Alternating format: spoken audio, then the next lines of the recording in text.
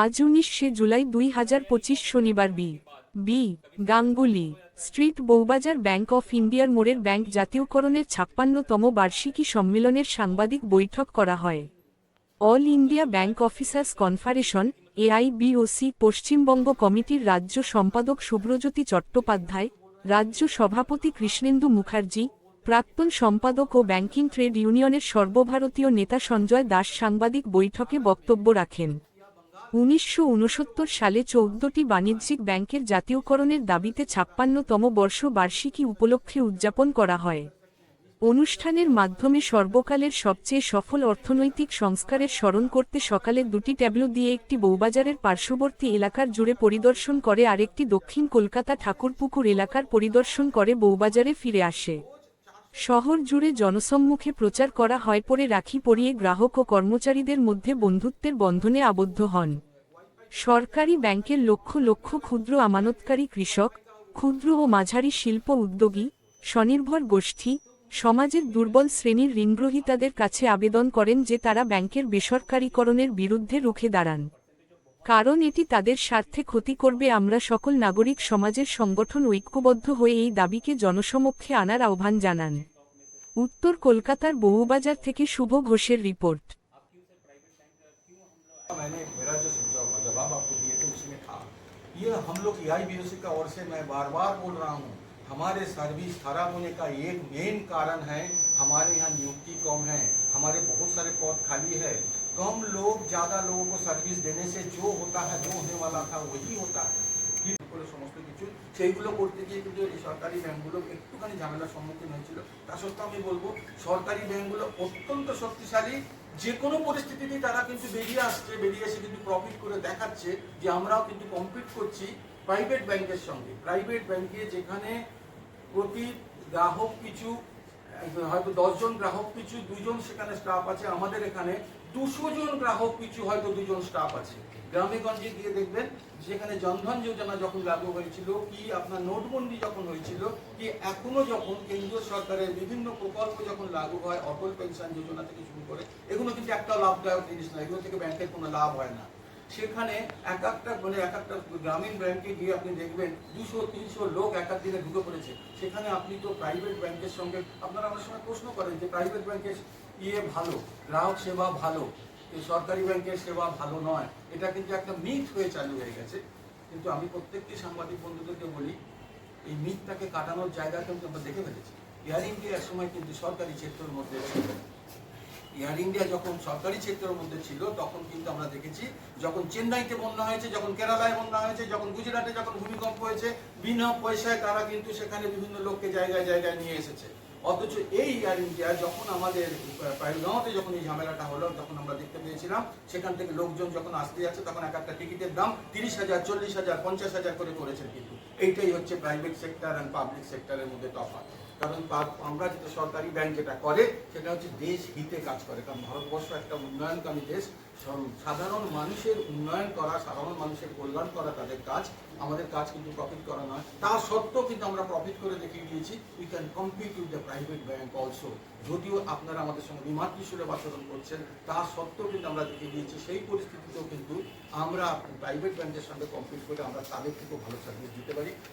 আমরা আবারও বলবো, আমরা সরকারের কাছে AIBOC থেকে আমরা বিভিন্ন সময় দাবি করছি যে শূন্য পদে লোক নিয়োগ করুন, যাতে করে গ্রাহক সেবা ভালো হয়, যাতে করে এই ইয়ং জেনারেশন তারা এখানে চাকরি পায় এবং ভারতবর্ষের আর্থিক যেটা আমাদের শুভজ্যোতি বলছিল যে ভারতবর্ষের স্বাধীনতা হয়েছিল, কিন্তু আমাদের ওটা পেয়েছিলাম, ওটা রাজনৈতিক স্বাধীনতা পেয়েছিলাম 47 সালের 15ই আগস্ট, কিন্তু অর্থনৈতিক স্বাধীনতা আমরা পেয়েছিলাম 1969 সালের এই 19শে জুলাই। তো আমি আশা করব আপনারা ভারতবর্ষের, যেহেতু আপনাদের একটা দায়িত্ব রয়েছে, চতুর্থ স্তম্ভ বলা হয়, আমাদের যে বার্তাগুলো সেগুলো সাধারণ মানুষের কাছে পৌঁছে দেবেন। কারণ আমরা কোনো রাজনৈতিক কথাবার্তা বলি না, আমরা কোনো রাজনৈতিক দলের সমর্থক নই, আমরা শুধু দেশ হিতে কাজ করি, আমরা সাধারণ মানুষের সেবায় কাজ করি। পাবলিক সেক্টর ইউনিটকে বাঁচাতে হবে। যে সমস্ত পাবলিক সেক্টর ইউনিটগুলোকে নষ্ট করে দেওয়া হচ্ছে চক্রান্ত করে, তাদেরকে বাঁচাতে হবে। সেই জায়গাটা আমরা সরকারের কাছে আবেদন করছি যে পরিকল্পনা সরকারি ক্ষেত্রগুলোকে আরো মজবুত করুন, আরো বেশি রাষ্ট্রায়ত্তকরণকে আরো বেশি ভারতবর্ষের চতুর্দিকে ছড়িয়ে দিন, সাধারণ মানুষের উন্নয়নের জন্য তারা যাতে সামিল হতে পারে, এইটাই আজকের দিনের আমাদের আশা। রাজ্য সম্পাদক শুভজ্যোতি, আচ্ছা, আমাদের রাজ্য সভাপতি কৃষ্ণেন্দু সমস্ত কিছু সবিস্তারেই বলেছে। তবে আজকের যে দিনটা, সেই দিনটা কিন্তু অনেক সাধারণ মানুষই তার সুবিধাটা ভোগ করেন, কিন্তু জানেন না যে রাষ্ট্রীয় ব্যাংক কি করেছে।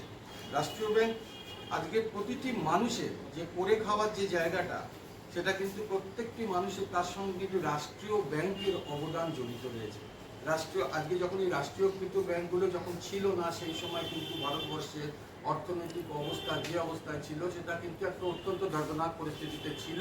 প্রতিদিন কিন্তু ব্যাংকের কিছু না কিছু ব্যাংক কিন্তু তার লাল বাতি জ্বালাতো। আজকে 1969 সাল থেকে শুরু করে আজকে পর্যন্ত একটিও রাষ্ট্রায়ত্ত ব্যাংক কিন্তু লাল বাতি জ্বালানো দুটাকে কিন্তু আরো শক্তিশালী করছে। এবছরে এখনো পর্যন্ত যা খবর পাওয়া গেছে, তাতে 82,000 কোটি টাকা ডিভিডেন্ড রাষ্ট্রায়ত্ত ব্যাংকগুলো দিয়েছে। যেটা বলছিল যে সরকারের যে ডিভিডেন্ড, সরকারের যে ডিসইনভেস্টমেন্টের যে লক্ষ্যমাত্রা, দেখবেন প্রতি বছরে 50, 55, 60,000 কোটি টাকার লক্ষ্যমাত্রা থাকে সরকারের ডিসইনভেস্টমেন্ট প্ল্যানে। তার থেকে কিন্তু কতটা বেশি। এবার যদি রিজার্ভ ব্যাংক অফ ইন্ডিয়া যদি যে তারা যেটা দিয়েছে ডিভিডেন্ড, সেটা যদি যোগ করে, সেটা 3.5 লক্ষ কোটি টাকার ওপর হয়ে গেছে, 3.5 লক্ষ হাজার কোটি টাকার ওপরে সেটা চলে গেছে। কিন্তু মানে যে সরকারের যে ডিসইনভেস্টমেন্টের যে লক্ষ্যমাত্রা, সেটা 3-4 গুণ। তাহলে আপনি কেন তাহলে ব্যাংকগুলোকে আপনি আজকে ওই ডিসইনভেস্টমেন্টের জায়গায় আপনি হাঁটছিলেন? যখনই কোনো ব্যাংক ডুবেছে, তখনই কিন্তু এই রাষ্ট্রায়ত্ত ব্যাংক এসে তাকে কিন্তু বাঁচিয়েছে। তাহলে আপনি কেন ব্যাংকিং সেক্টরের সমস্ত জায়গাতে যে শূন্য পদগুলোতে লোক কেন স্থায়ী পদে নিয়োগ কেন করবেন না? আরও দেশের কোণে কোণে যেখানে যেভাবে এর বিস্তারটা হচ্ছিল, শাখা বিস্তার, যেটা 1969 সালের পর থেকে আমরা দেখেছি 91 সাল পর্যন্ত শাখা বিস্তার কিন্তু হয়ে আসছিল একটা মানে ভালো একটা পার্সেন্টেজে, যেটা 91 সালের পর আপনারা জানেন যে এলপিজি লিবারাইজেশন, প্রাইভেটাইজেশন, গ্লোবালাইজেশনের পর থেকে কিন্তু এই শাখা বিস্তারটা কিন্তু সেই ধীরে ধীরে কমতে থাকছে। কেন আপনি এই শাখা বিস্তার আরও করবেন না? শাখা বিস্তার যদি করেন, তাহলে কি হবে? ভারতবর্ষের আজকে সব থেকে বড় যেটা সমস্যা, সেটা হচ্ছে বেকারিত্ব। আর একটা হচ্ছে যেটা হচ্ছে ইনইকুয়ালিটির সমস্যা, ইনইকুয়ালিটি, ধনী এবং দরিদ্রের মধ্যে বিভাজন কিন্তু তৈরি হচ্ছে। আজকে এই তিনটে সমস্যায় কিন্তু সমাধান করা যায় যদি আপনি রাষ্ট্রায়ত্ত ব্যাংকের শাখা যদি বেশি বেশি করে খোলেন দেশের কোণে কোণে, এবং সেখানে যদি শিক্ষিত যারা রয়েছে যুবক যুবতী, তাদেরকে যদি চাকরি দেন স্থায়ী পদে। আমি আবারও বলছি, আমরা বারবার বলছি, স্থায়ী পদে লোক নিয়োগ করতে হবে। কারণ অস্থায়ী পদে লোক নিয়োগ করার যে মাসুল, সে কিন্তু রাজ্য সরকার, কেন্দ্রীয় সরকার সবাইকে দিতে হয়েছে। আপনারা জানেন যে সিভিক ভলেন্টিয়ার সব জায়গায় গিয়ে সর্বনাশ করছে। ব্যাংকিং এর ক্ষেত্রেও কিন্তু যারা অস্থায়ী পদে রয়েছে, তারা কিন্তু ব্যাংকের যেটুকু সুনাম আছে, তারা কিন্তু সেখান থেকে কিন্তু তারা ঢুকিয়ে দিচ্ছে। কারণ হচ্ছে তাদের কোনো দায়বদ্ধতা নেই। তারা বিভিন্ন লোক নিজের নাম করে, আজকে দেখছেন, আপনারা হয়তো জানেন যে আমাদের এটিএম এর পরিষেবা অতটা ভালো নয়। এটিএম গুলো সবই কিন্তু প্রাইভেট সংস্থা দ্বারা পরিচালন করা হয়। যখন কিন্তু এটিএম আমাদের হাতে, নিজস্ব ব্যাংক কর্মচারীদের হাতে ছিল, তখন কিন্তু এটিএম এর পরিষেবা অনেক ভালো ছিল।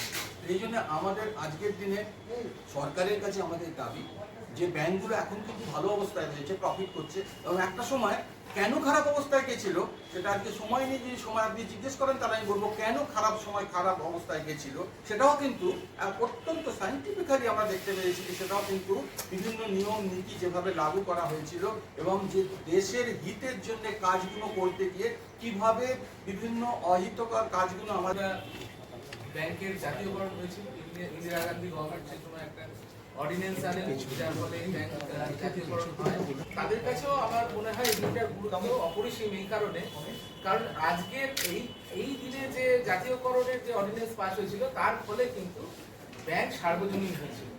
এর আগে ব্যাংক কিছু ব্যক্তি পুঁজিপতি এদের জন্য ছিল, কিন্তু এই জাতীয়করণের পরে যেটা হয় যে আমাদের দেশের যে গরিব কৃষক, সাধারণ মানুষ, এবং আমাদের ধরুন এসএইচজি যারা মহিলাদের যারা কাজ করছেন, দেশের ছাত্ররা যারা পড়াশোনা করতে চাইছেন, সবার জন্য কিন্তু এই ব্যাংকিং ব্যবসায়ী সবার জন্য এই ব্যাংকিং পরিষেবা, এই ক্রেডিট লাইন কিন্তু চালু হয় এই ন্যাশনালাইজেশনের পর থেকে। তো আজকের দিনটা আমাদের জন্য প্রত্যেক বছরই আমরা এই দিনে কোনো না কোনোভাবে আমরা এটাকে খুব জাঁকজমকের সাথেই আমরা এটা পালন করি।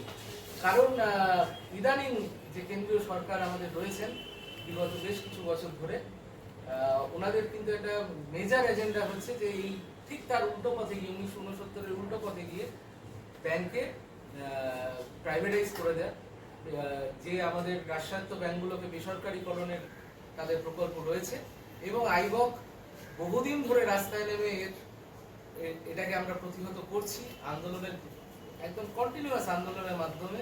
এবং সরকার যদিও পারতপক্ষে মনে হয় বা বাইরে থেকে দেখলে মনে হয় যে এই এজেন্ডা থেকে হয়তো কিছুটা পেছচ্ছে, তো আদপে তা নয়। কারণ সোজা পথে না হয়ে এখন তারা ঘুর পথে একটা প্রাইভেটাইজেশনের একটা থ্রেড ব্যাংকগুলোতে সেগুলো রয়েছে, সেগুলো